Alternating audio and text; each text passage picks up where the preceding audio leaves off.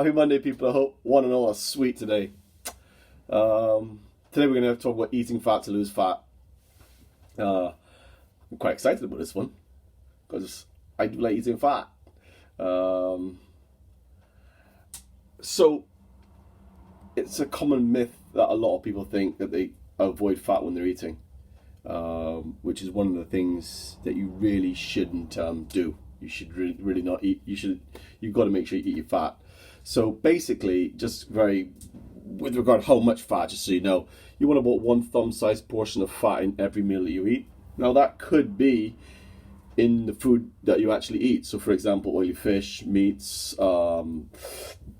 cheeses, butters, coconut oil, stuff like that will have the fat in it. So in the past, people used to advocate, like doctors and some health professionals and stuff, used to advocate the low-fat diets, fat loss, and improving health, getting people to eat low-fat. However, research shows that that's no longer true. However, the myth still sticks around.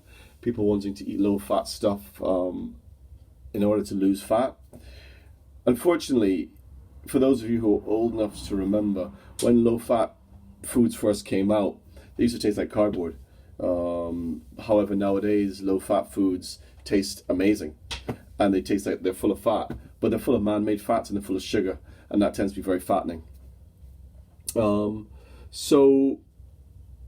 you know, in order to have a healthy dietary fats, they stabilize your hunger, your moods, your hormones. They keep you happy, and indeed they keep you less hungry because they satiate you. Nice word, that. Good fats, and by this time we're talking about saturated fats or including saturated fats, are necessary for a good heart, good health, good brain function. Yeah, you just need good fats in order to live longer. So, when you're looking at low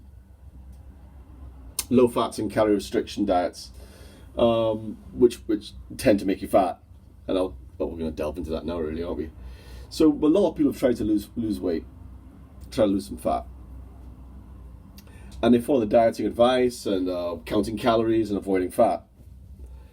And from my experience in the years of personal training, oh my God, how many years is it now?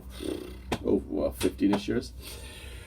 In the long run, counting calories and eating low-fat diets does not work. It makes you miserable. It's fiddly. It's just difficult. It's difficult to do this, to count all those calories, and indeed, your body, different people's bodies absorb calories and take different nutrients from the calories. So therefore, a calorie isn't a calorie. So it may say 100 calories, but one person's body might extract this amount, and another person's body might extract that amount, and it's no rhyme or reason to it. Well, at least not for me. And a low starchy carb diet has an advantage if you have a low starchy carb diet now. And the reason is because the hormone insulin, which controls fat, which controls fat storage. So when you're eating a high starchy carb diet, this will increase your glucose levels, which increases insulin. I'm trying to be very brief with this. More insulin, more fat is stored. Therefore, if you're eating low starchy carbs, so like lots of vegetables, the adverse happens. Okay? So have a think about that for a second. Meditate on that, as they say. Also, when you eat fat, it makes you fuller for longer. So fat makes you feel fuller for longer. So if you're eating food without fat in, you get this cycle of wanting more food. How many times have you eaten like a portion of chips or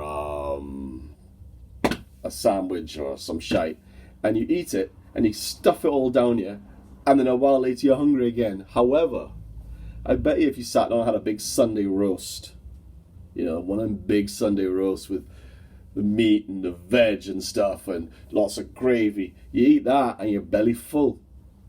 You don't need to eat the food after that, and 2 hours later you're not hungry.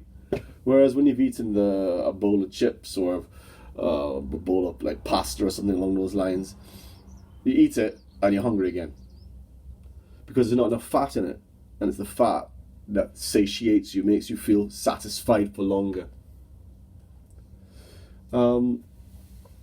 So apart from your insulin levels and fat making you feel fuller longer, it's also good for your heart, because you've got to have the right amount of fat in your diet.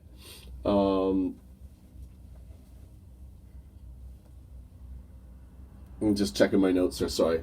Yeah, I don't want to get too deep into it because it can be a bit technical, but if you eat good fat, research shows that these good fats found in like coconut oil, grass-fed meats, butter and stuff like that are all really good for the heart. Okay, trust me on that one. And indeed for the old grey matter too. Maybe I should eat some more of them. Ha! Also, because you're feeling fuller longer from eating good quality fats, it actually makes you happy. How sweet is that? It also is really good for your skin. So fats provide things like vitamin A, vitamin D, vitamin E, vitamin K, and the ones which are solid with the fat soluble vitamins are really good for the skin. Give you that healthy glow, make you look good. Everyone wants to look good, don't we know? So in a nutshell, well, let's look at the best sources of fats. The best sources of fats are grass-fed red meats, for those of you who love red meats, oily fishes like mackerel and salmon, grass-fed butter or ghee, coconut oil, cacao, good quality cacao, but make sure you don't get the pasture ones with added sugar. Organic eggs, really good. Krill oil, I mentioned salmon and mackerel, but I forgot sardines, really good. Extra virgin olive oil and avocados. All those are really good sources of fat, which I highly recommend. Oh, and nuts, walnuts, rocking. So get those sources of fat and eat them. So yeah, that brings to the end my little chat about fat and eating fat to lose fat and make yourself feel good and look better. So peace out one and all. I hope you enjoyed my shit talk, and I look forward to food with fat-free options. Yeah, that's the same thing, Sean. Sean has asked me a question about food with fat-free options. You don't want fat-free. You want fat in your food.